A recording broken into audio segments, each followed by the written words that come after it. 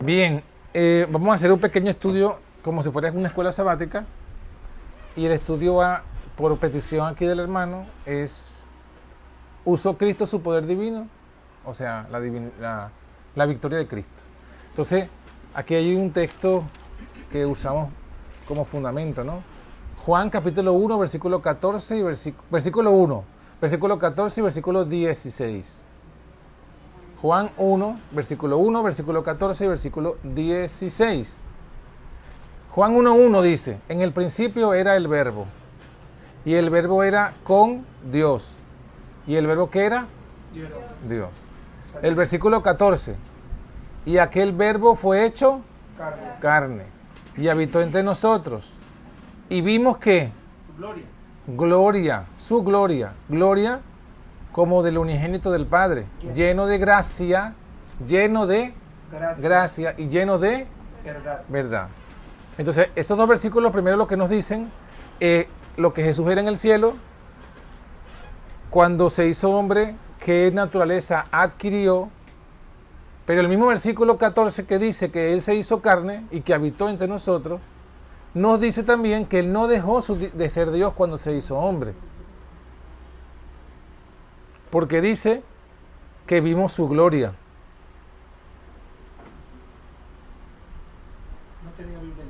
Vimos su gloria. Muy bien. ¿Y el versículo 16 qué dice? Él dice, el versículo 16 dice, porque de su plenitud tomamos todos, y gracia sobre gracia. Ajá, este versículo 16 es clave porque aquí está hablándonos de cuando creemos quién era Cristo y lo que se hizo al encarnarse, entonces podemos saber qué podemos tomar de Cristo. Porque dice que de esa plenitud de Cristo, es que nosotros tomamos. Y añadimos gracia sobre gracia. Entonces, esos tres versículos son clave porque nos hablan de Cristo como Hijo de Dios, el 1, el 14, Cristo como Hijo del hombre, y el 16 nos habla Cristo nuestra justicia. ¿Cómo Cristo es nuestra justicia? Cuando tomamos nosotros de la plenitud de Cristo. Muy bien, aquí tengo ahora varias citas. Dice, en el deseo de toda la gente. Ajá, pregunta. ¿Cuál es su pregunta? Sí, veo aquí cuando contrasto con la versión de la King James, creo que la palabra es entendible porque cuando habla de eso de que está lleno, porque esa plenitud tomamos todos. La palabra de la King James es fullness, y de ese fullness en el versículo 14 justamente habla de que Él está full de gracia y full de verdad. Entonces estamos llenándonos de eso que Él está lleno. Estamos full de su fulnidad. De su fullinidad. Si podría ser un poquito más entendible. Claro que sí. Ajá. Vamos a ir a otro versículo bíblico ahora, que nos va a hablar de Cristo justo antes de encarnarse. Hebreos capítulo 10, versículo 5 hasta el versículo 7.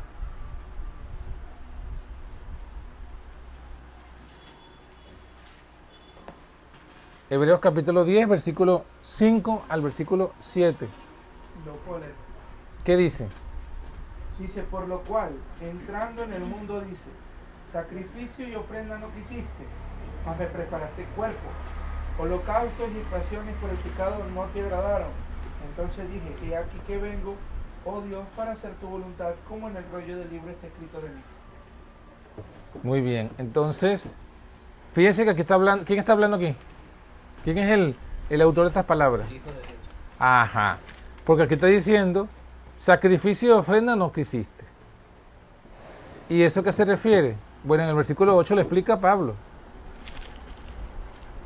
Sacrificio y ofrenda y holocausto y expiaciones por el pecado no quisiste ni te agradaron, las cuales cosas se ofrecen según la ley. Y luego, ¿qué dijo? Versículo 9. Luego dijo, he aquí que vengo, oh Dios.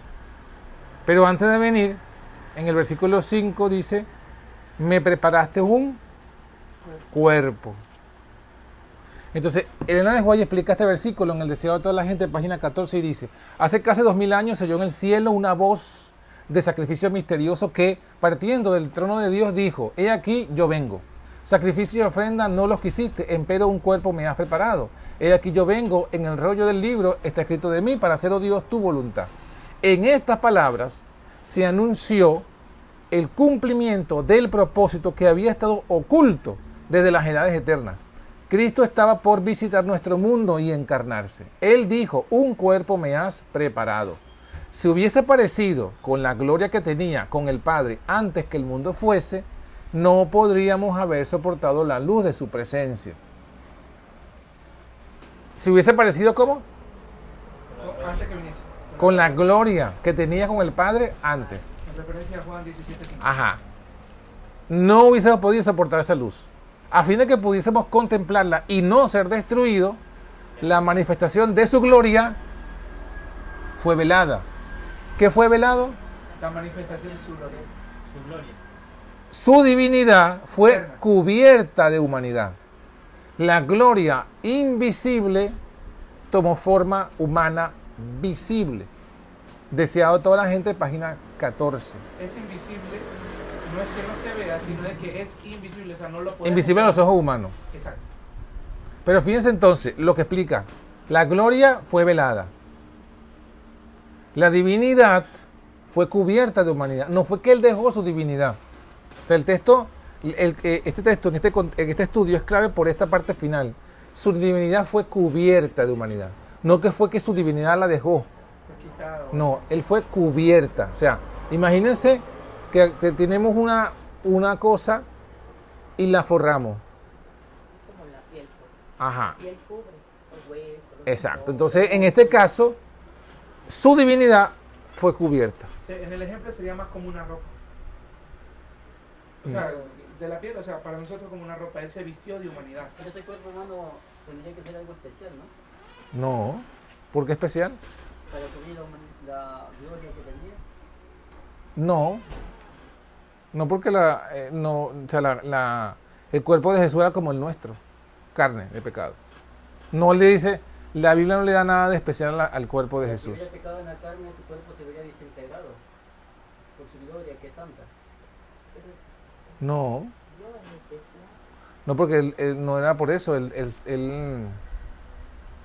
se despojó de esa gloria, es lo que estamos leyendo. O sea, aún con carne de pecado, igual le estaba vistiendo esa humanidad, esa divinidad, ¿me entiendes? O sea, aún con carne de pecado, era carne de pecado, y la carne de pecado Cubría la cubría divinidad. ya al Hijo de Dios. Así que, Sí, porque fíjense De que... que la santidad de Dios cercana a una carne de pecado, pues no dice que no claro, existe. pero por eso dice la hermana White que se mezcló misteriosamente. Sí, pero lo que tú estás hablando, fíjate que ese es el punto. Lo que destruye a la carne de pecado es la gloria. Ujú. Pero aquí dice que la gloria Él la dejó en el cielo. O sea, Él no vino con gloria. La externa. Entonces, ¿cuál es su divinidad, pues? La Es- gloria. No, exacto. La divinidad no es la gloria. La gloria es su vestimenta divina. Pero no es su divinidad. O sea, mira, espérate, entonces el poder que él en sí tenía, ¿cómo se separar su gloria con su poder? Porque lo que él dice tú que el cuerpo cubrió su divinidad, o sea, cubrió su poder. Sí, pero cubrió, no fue que ocultó el poder. O sea, no fue que impidió que el poder saliera. Lo que hizo fue cubrirlo a la visibilidad humana. Ya. Pero el poder estaba allí. Pero fíjate, vamos a leerlo porque la duda está en lo que es el concepto de gloria. Vamos a leer el Salmo 104. Que bueno, yo digo ese porque a mí este versículo del Salmo 104 me ayuda a comprender la diferencia entre la divinidad y la gloria. Externa. Sí, la gloria es que la gloria es externa. Que este es un canto que cantan mucho, ¿no? Que dice, bendice alma mía a Jehová, Jehová Dios mío, mucho te has engrandecido, te has vestido de gloria y de magnificencia, Cubres con la te luz cubres con la luz de tu amor. de tu amor. Entonces, eso dice el Salmo 104, dice, bendice alma mía a Jehová. Jehová Dios mío, mucho te has engrandecido. Te has vestido de gloria. Entonces, ¿la gloria qué es, según este versículo? Un vestido. Y como lo No es parte de su esencia. O sea, tú estás vestido con esa camisa. ¿Esa camisa es tu naturaleza o es lo que cubre tu naturaleza? ¿Ves? Esa camisa no es Digamos, entonces la gloria de un rey es su vestidura, ¿no? Exacto. Porque si sacara eso de ahí, se vería como corona. una persona normal. Como una persona normal, común y corriente, correcto. Entonces, aquí te has vestido de gloria y de magnificencia. Y luego, el 2 lo reafirma. Él se cubre de luz como de vestidura. Eso es lo que dice la Biblia. Entonces, bueno, esta luz, este vestido de gloria, es lo que, según esta cita, él se despojó. O sea, él tenía, tomando ese ejemplo de un rey, la vestimenta de la divinidad es su gloria. Se quita esa vestimenta y ¿con qué se viste? O sea, se quita la vestimenta y queda su naturaleza o su esencia. Pero luego se viste ¿de qué? De humanidad. Entonces ahora la humanidad es su vestidura, pero su esencia quedó intacta. O sea, lo que yo quiero que veamos es que su esencia no cambia, lo que cambió fue lo que cambió fue la vestidura. Algo similar a lo que hablan cuando, por ejemplo, a veces el príncipe de un rey, cuando sale del palacio, se saca todas sus vestiduras y se viste como cualquier gente y la gente no lo conoce. Lo ve como cualquiera, Como pero, cualquiera. pero él sigue siendo el rey. Entonces, no siendo príncipe. Él sigue siendo el príncipe. Claro. Entonces lo mismo pasó con Jesús. Jesús se quita la vestidura, pero sigue siendo el mismo. Su divinidad o sea, es que hay un mito o una falsa enseñanza gloria es su luz. que Jesús dejó su divinidad cuando se encarnó. Y eso no lo dice la Escritura. Él lo que dice, se cambió fue de vestidura, no de divinidad. Y aquí lo reafirma esta cita, ¿no? No de naturaleza. Porque también Su divinidad fue cubierta de humanidad. La gloria invisible tomó de forma humana visible. Eso está en el Deseado, página 14. Otra cita ahora. Esta está en Review and Herald. Cristo no podría haber venido a la tierra con la gloria que tenía en los atrios celestiales. Los seres humanos pecadores no podrían haber soportado el espectáculo. Él veló su divinidad con la vestidura de la humanidad. Pero no, reafirma, lo dice esto, pero no se desprendió de su divinidad. Es más, esta cita, ¿cómo define a la humanidad de Cristo? una cubierta. Él veló su divinidad con la vestidura de la humanidad. Es lo- O sea que la humanidad es su vestidura también, ahora, de Cristo. Sí, es como, por ejemplo, decir, no, nosotros somos humanos, ¿no? Dejar de ser humanos es imposible, ¿sí o no? Y yo creo que Dios también es así, o sea, él, su naturaleza es Dios. Y dejar de ser Dios, Correcto. sí, no, Es que podría Pero decir- se dejó de lo que se pudo es quitar la vestimenta divina. Pero no dejó de ser Dios.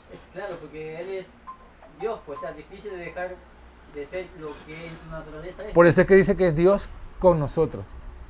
Porque ahora está vestido de no nosotros. con él. Ajá, entonces, él veló su divinidad con la vestidura de la humanidad, pero no se desprendió de su divinidad. Como Salvador, mira cómo lo definió Elena de White, como Salvador, divino, humano, vino para estar a la cabeza de la raza caída, a compartir sus experiencias desde su niñez hasta la virilidad. Entonces, aquí ella lo pone en esta expresión, Salvador divino, humano. O sea, están pegados, divino, Sí, porque humano. No quita una, ni reemplaza la otra, ni se hace 50-50. Aunque no usamos expresiones de 100 y 100, pero sí podemos decir que la naturaleza divina fue cubierta con la naturaleza humana. Pero no dejó de tener la divina. No, Entonces, no fue sustituida. Pues. Ajá, entonces ahora están combinadas. O sea, están unidas. Entonces ahora Jesús es divino humano. En el momento que Jesús se encarna, es divino humano. Y no deja de ser divino humano. Ahora, inclusive ahora mismo en el cielo, Jesús sigue siendo divino humano. Sí, y nunca lo dejará de ser. Entonces, Por causa de nosotros. claro. Eso está en Review and Herald, 15 de junio de 1905. Ahora hay una cita un tanto larga, es un artículo realmente, también de la Review and Herald, pero del 4 de septiembre de 1900. Pero la cita es buenísima, porque da más detalle Elena de White de este punto. Dice, el apóstol quiere que nuestra atención se aparte de nosotros mismos y se enfoque en el autor de nuestra salvación. Nos presenta las dos naturalezas de Cristo, la divina y la humana. Esta es la descripción de la divina, dos puntos, el cual, siendo en la forma de Dios, no estimó el ser igual a Dios como cosa que aferrarse. ¿Saben qué versículo es ese? Claro, ¿Cuál es? es Hebreos. Perdón, Filipenses 2:5. Estaba pensando lo de los ángeles. Y pensé que, yo no me hice el loco porque pensé que lo estabas diciendo en broma. No, es Filipenses 2:5. O sea que si te equivocas. No, sí me equivoqué, porque estaba pensando en lo de los ángeles de Hebreo que no vino a socorrer. Ya.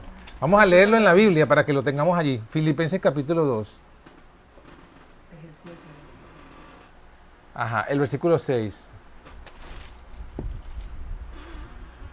Esta es la descripción de la divina. Y cita el versículo 6. Filipenses 2:6. El cual, siendo en forma de Dios, no estimó el ser igual a Dios como algo a que aferrarse. Como por usurpación. ¿Cómo lo dice la King James? Por usurpación. ¿O alguien lo tiene diferente? La versión de... ¿Quién tiene 1909? Léalo, el 9.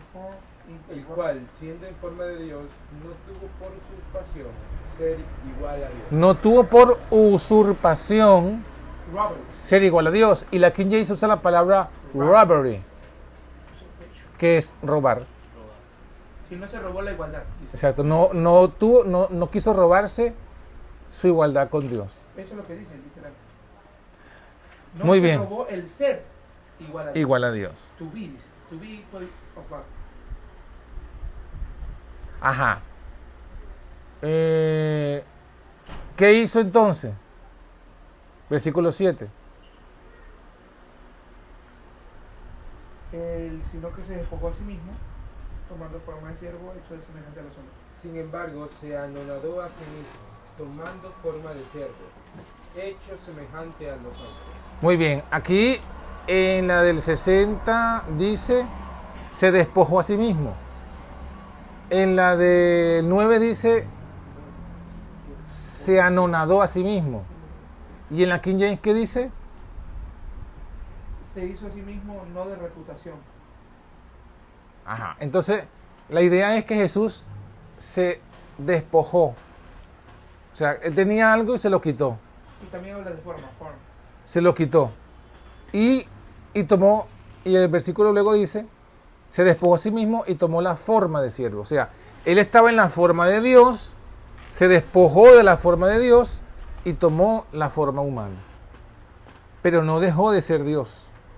O sea, lo que hizo fue un cambio de forma, no de naturaleza. Y se reafirma porque el texto me llama a mí a hacer eso. Claro. ¿Cómo me puedo quitar yo algo que yo no tengo? O sea, sería absurdo si estuviera hablando de naturaleza. Por ejemplo, a nosotros no se nos manda a dejar de ser humanos, pero sí se nos manda a lo que dice el texto, tener por superior a todos los demás. Muy bien. Sigo con la explicación de la lectura de Elena de White. Voluntariamente, dice, tomó la naturaleza humana. Fue un acto suyo, por su propio consentimiento. Revistió su divinidad con humanidad. Él había sido siempre como Dios, pero no apareció como Dios.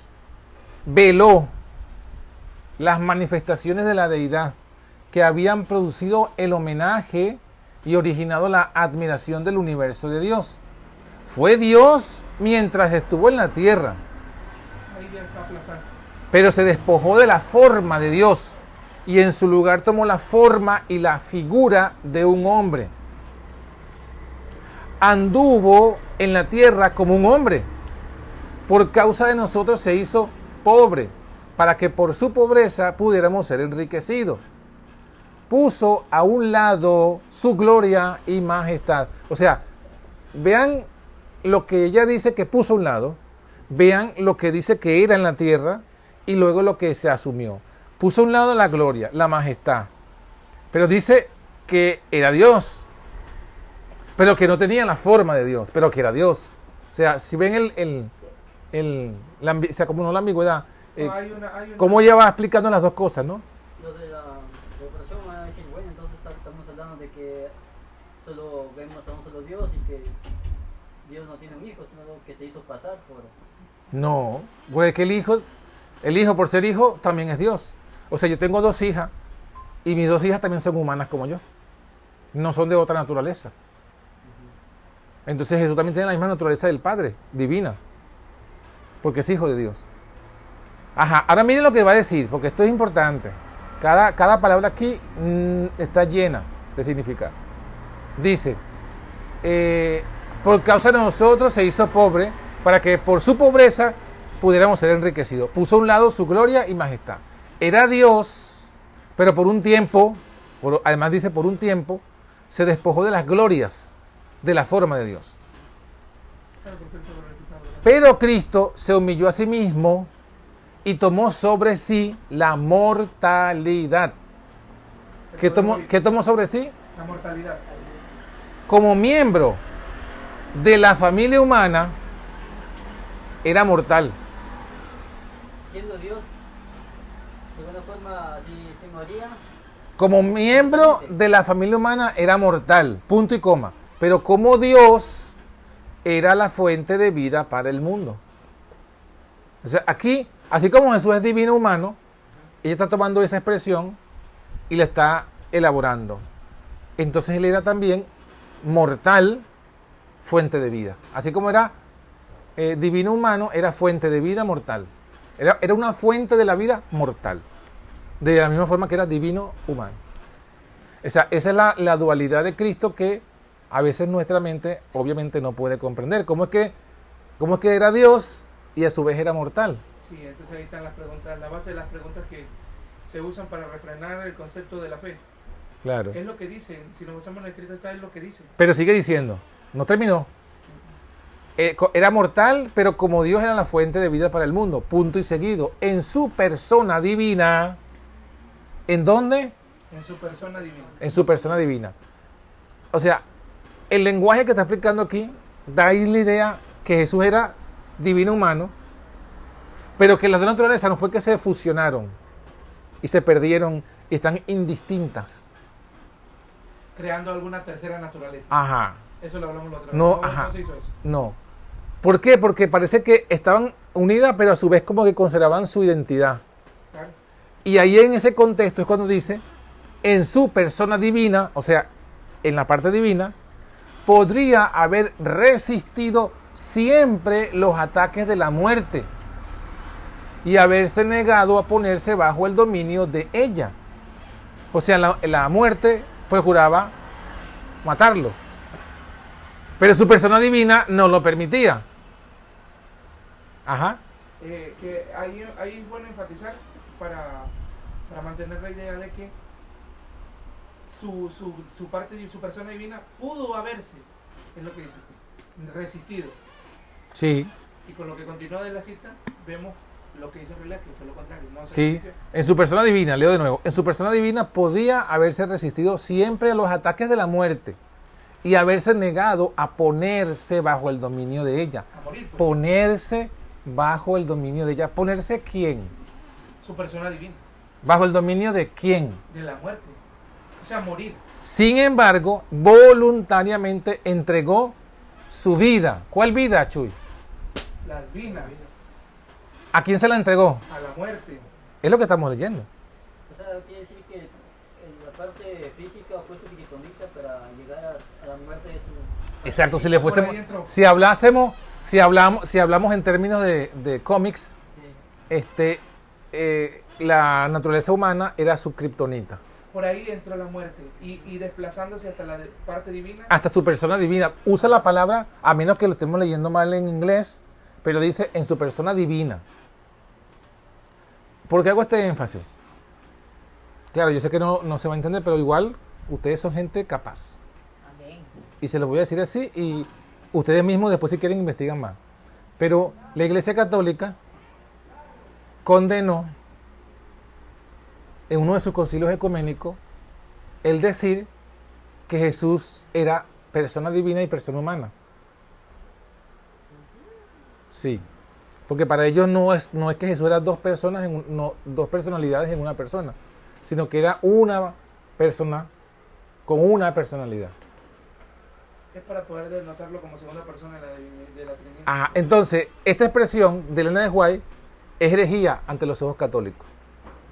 Porque aquí está hablando ya de persona divina, persona divina y persona humana, Pero hablando de lo mismo. que son parte de la misma persona que es Cristo. Esto está condenado por la Iglesia Católica. A eso se le llama, no me recuerdo.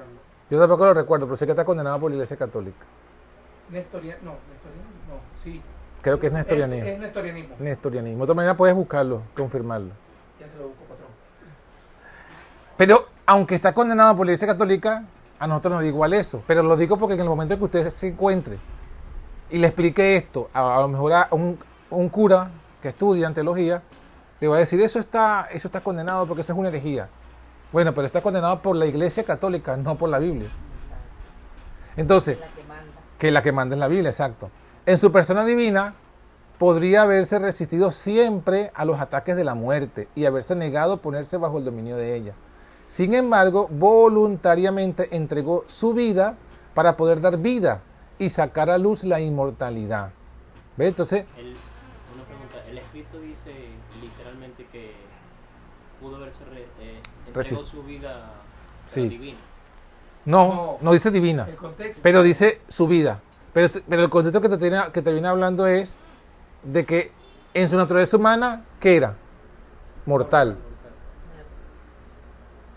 ¿Y de dónde y la naturaleza divina era la fuente de vida? Entonces, ¿dónde está la vida? En la parte divina. En la fuente. La vida viene de la fuente, que es la divinidad. Y luego le enfatiza porque se está diciendo que él pudo haberse resistido. ¿A dónde? Él pudo En su persona divina. Él pudo haberse involucrado, que no lo hizo. O sea, pudo. Sí. Pero no lo O sea, hizo. que es lo que ella aquí está parafraseando. Yo les voy a decir que está parafraseando Elena de White, porque esto está parafraseando esta frase que Jesús dijo. Porque alguien dice, pero esto no es bíblico. Sí es bíblico. Mi vida. Ajá. Eso es lo que está aquí ella parafraseando. En Juan 10, capítulo 10, Jesús dice esto. Jesús dice, a ver qué versículo, ya les digo. Ajá, el versículo.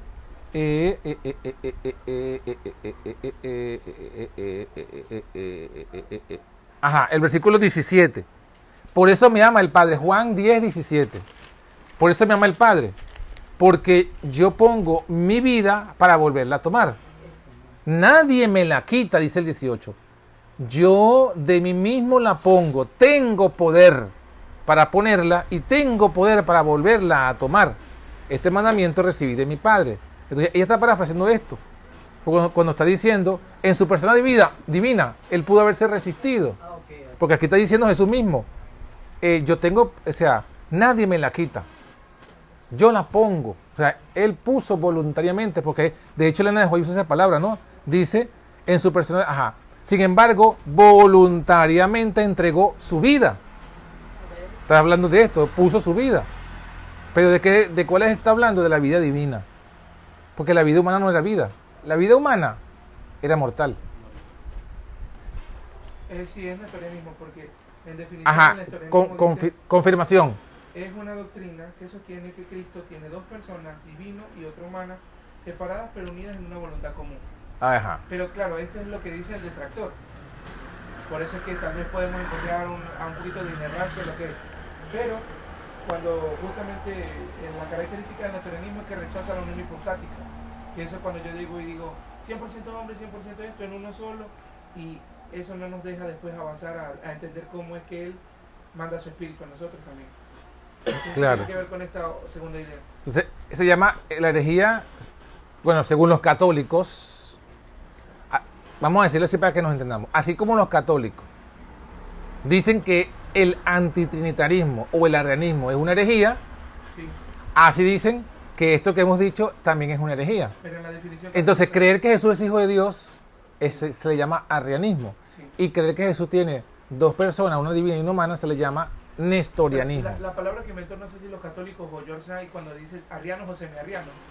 Bueno, propiamente según la definición del nestorianismo sería esta declaración semi-nestorianista. Pero no es del todo, o sea, no está diciendo específico que hay dos voluntades que se unen en una sola voluntad. Pero sí se reconoce que hay una persona y se cubrió de otra persona, esa persona es el hombre Cristo Jesús. Muy bien, entonces, ¿se pudo haber resistido a la muerte? ¿Se pudo haber negado a ponerse bajo el dominio? Sí. Pero entregó voluntariamente su vida. Eso es Juan 10, lo que acabamos de leer, ¿no? Juan 10, 17 y 18. El contraste da por entendido que lo hizo. Pongo mi vida para volver, por esto me ama el Padre, porque yo pongo mi vida para volverla a tomar. Nadie me la quita, yo de mí mismo la pongo. Tengo poder para ponerla, tengo poder para volverla a tomar. Este mandamiento recibí de mi Padre. Amén. Entonces, esto que está diciendo, que Jesús no murió por la enfermedad, que Jesús no murió porque lo crucificaron, que Jesús no murió porque lo atravesaron con una lanza, que Jesús no murió por nada de esas razones físicas, porque cayó grave y los médicos no lo pudieron salvar, porque voluntariamente decidió morir. O sea, Porque, lo explico de nuevo. Cuando lo crucifican, él pudo haberse bajado de la cruz, pero no lo hizo. ¿Por qué cree que...? porque tenía el poder para hacerlo. Cuando le atravesaron con la lanza, él pudo haberse autocurado a sí mismo. Ya lo habíamos Como le visto. había puesto la orejita. Ya lo habíamos visto. Pero recordemos que la lanza ya fue cuando ya su cuerpo ya no estaba muerto ya. Claro, sí. Ya para saber Sí. si estaba- Pero bueno, entonces él pudo haber evitado que su corazón reventara. Él pudo haber evitado que lo crucifiquen. Él pudo haber evitado morir. Ese es el punto. O sea, porque él era todopoderoso. O sea, Él pudo haber evitado cualquier cosa que le causase la muerte. parecido a un suicidio. Parecido, bueno. No, pero no se llama suicidio, se llama sacrificio. Lo mismo que, ya que estamos está mencionando, lo mismo que Sansón. Sansón no fue un suicidio, Sansón fue un sacrificio. Porque algunos filósofos, ¿cómo se llama? Bizantinos. No, pero yo me acuerdo que cuando yo estaba joven, en la iglesia adventista, se estudió el libro de los jueces. Y en el libro de los jueces se estudió el caso de Sansón. Y entonces la pregunta era si fue un suicidio o qué. Entonces no fue un suicidio, fue un sacrificio. No es lo mismo. En el caso de Jesús es lo mismo, Jesús fue un sacrificio. O sea, Jesús voluntariamente entregó su vida porque él podía evitar todo lo que le causó la muerte, lo pudo haber evitado. Alguien llega, se monta en una moto, en un carro, no tenía que hacerlo, con una medida de seguridad un poco mal. ¿Y qué dice la gente cuando le sucede algo o se muere? Se mató, dice, porque pudo haberlo evitado.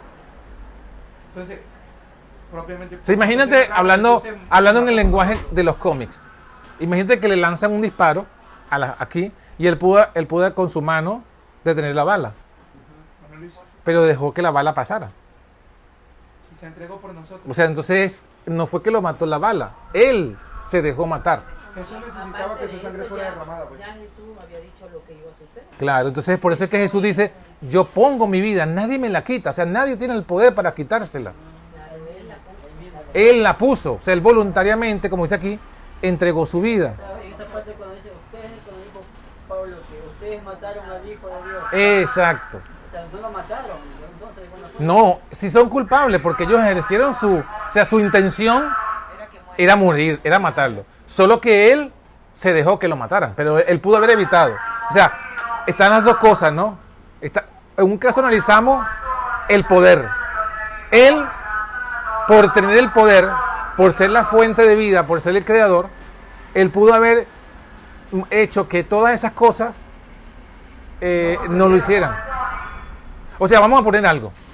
Alguien te da un golpe fuerte con la intención de matarte y no te mata, pero sigue siendo acusado de intento de homicidio, porque lo intentó, solo que no pudo. En este caso, los judíos querían matarlo.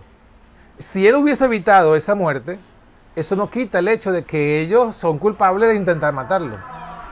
En este caso, él se dejó morir.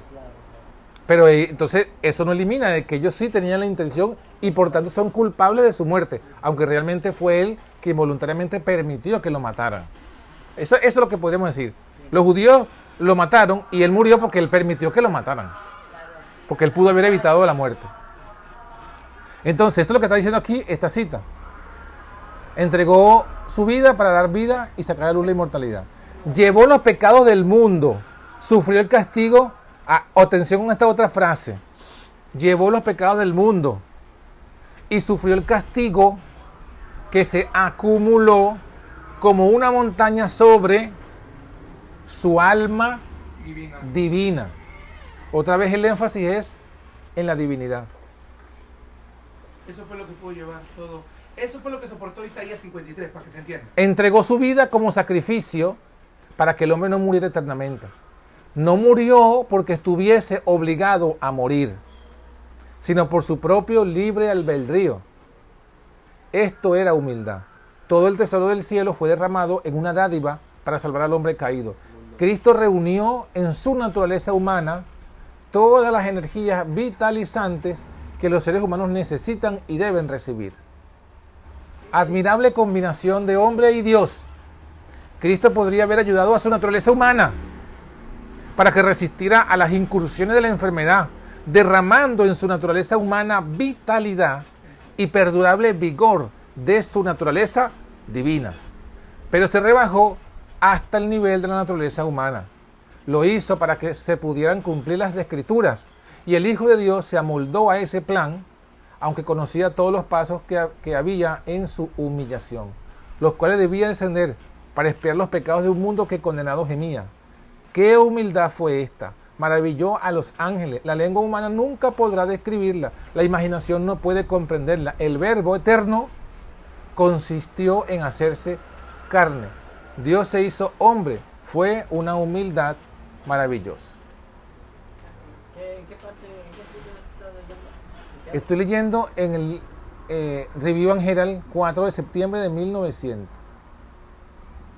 Pero si no logran buscar en la cita original, en español está en la Biblia esa de estudio que tiene los comentarios de Elena de White. Misión.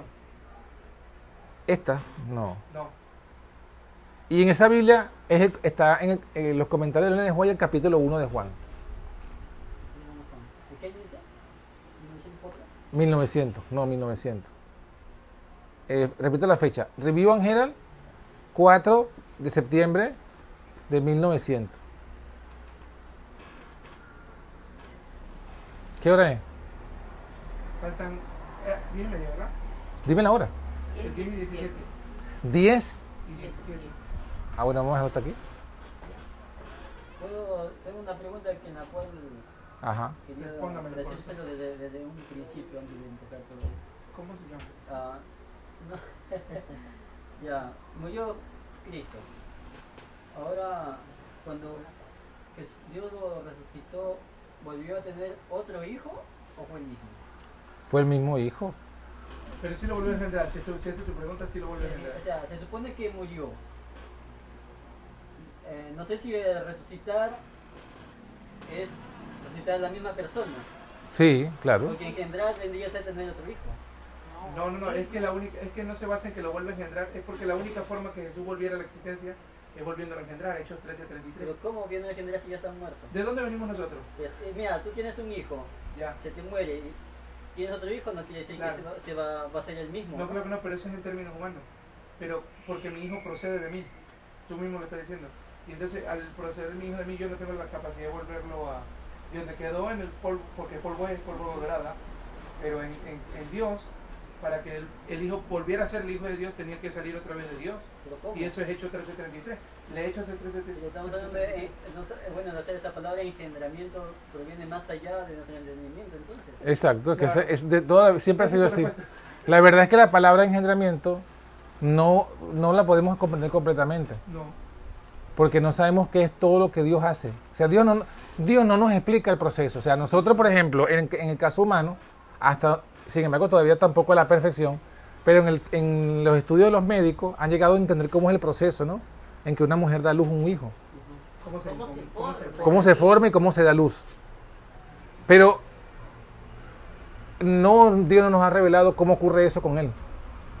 Solamente Dios ha dicho, este es mi hijo nació de mí, yo lo engendré. Salió, o sea, es lo que expresa la Pero no palabra. nos explica el cómo, no nos ha explicado, no lo ha revelado. Mira, Entonces, si no lo ha revelado, no importa cuánto conjeturemos, no vamos a entenderlo. mira, en el contexto de que estaban haciendo milagros ahí, Pedro, y bueno, hay una sorpresa del milagro que está sucediendo ahí, lo pueden leer después, pero en 3.15 de hecho dice, y matasteis al autor de la vida, a quien Dios ha resucitado de los muertos, de lo cual nosotros somos testigos. O sea, mataron al autor de la vida, ¿ya?